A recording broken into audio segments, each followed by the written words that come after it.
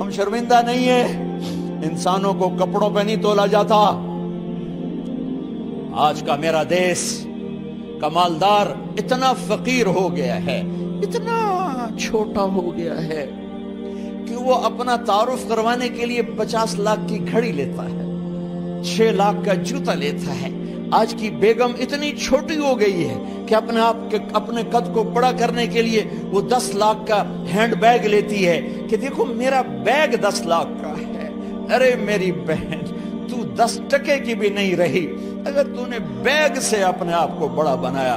او میرے دوست، تو 2 ٹکے کا نہیں ہے اگر تو 10 لاکھ کے جوتے اور 50 لاکھ کی گھڑی سے اگر تو بڑا بننا چاہتا ہے۔ ارے اس دھوکے سے نکلو۔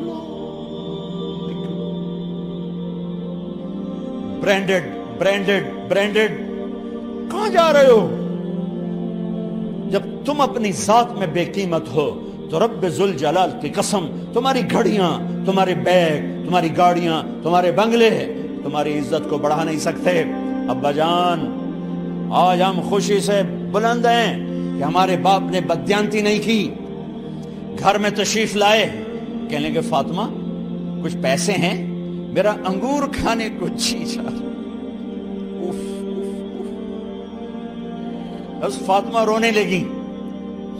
فرمایا امیر المومنین، خزانہ تو بھرا پڑا ہے، 1 درم کا بھی تیرا حق نہیں ہے کہ تو 1 درم لے کے انگور خرید لے۔ تو تڑپ اٹھے، فاطمہ میں جہنم نہیں برداشت کر سکتا۔ وہ میرے بھائیوں جو دن رات سود میں پھنس چکے ہو، جو دن رات جوئے شراب میں پھنس چکے ہو، کیسے اللہ کے سامنے سرخرو ہو کر کھڑے ہو گئے؟ ایک رات گھر میں تشریف لائے، بچیاں، بیٹیاں، منہ پہ ہاتھ، کپڑا رکھا، دوپٹہ رکھا منہ پہ، اور بات کریں۔ آپ نے پوچھا ارے کیا ہوا تمہیں، یہ منہ پہ کپڑا کیوں رکھتے ہو؟ تو خاموش ہو گئی، لیکن گھر کی خادمہ رو پڑی۔ کہا امیر المومنین، آج آپ کی بیٹیوں نے کچا پیاز توڑ کے اس سے روٹی کھائی، سالن کھائی، اور میرے آج کا تاجر کہتا ہے جھوٹ نہ بولوں تو کاروبار کیسے، میرا افسر کہتا ہے رشوت نہ لوں تو گزارا کیسے کروں۔ تو عمر بن عبدالعزیز پھس پہ ہچکیوں کے ساتھ روئے کہ میری بچیوں، میں تمہیں بڑے اچھے کھانے کھلا سکتا ہوں پر میں جہنم کی آگ برداشت نہیں کر سکتا۔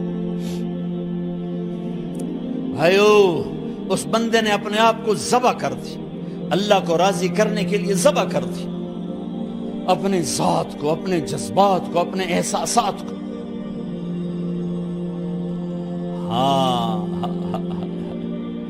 اب اللہ نے صلہ کیا دیا؟ جب انتقال ہوا، ہونے لگا تو بلایا رجا کو، جو میں بات پہلے چھوڑ کے ادھر ان کی تھوڑی سیرت بتائی کہ رجا اب میں مرنے لگا ہوں۔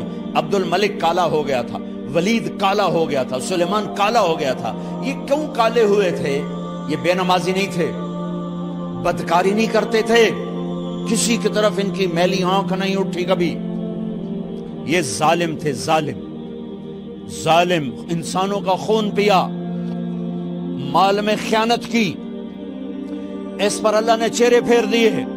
آج عمر بن عبدالعزیز جا رہا ہے کہ دیکھو میں جا رہا ہوں، مجھے دیکھو میرے ساتھ کیا ہوتا ہے۔ ان کا انتقال ہوا، ان کی میت قبر کے کنارے رکھی گئی، اور اب نیچے اتارنا ہے۔ سلیمان کی میت کو اتارنے لگے تو ہلنے لگا، اور عذاب قبر پہلے شروع ہو گیا۔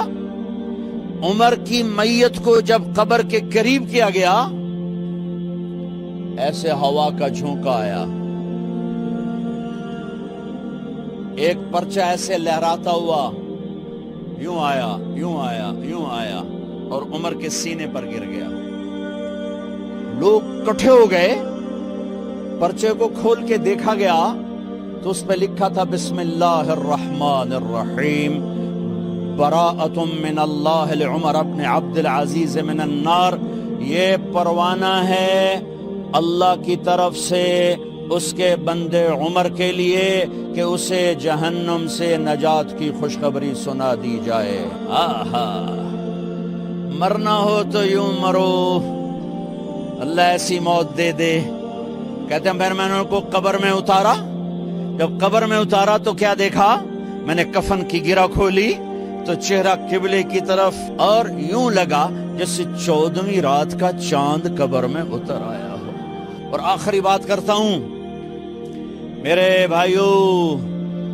بھائیوں بہنوں، اپنے اللہ سے صلح کر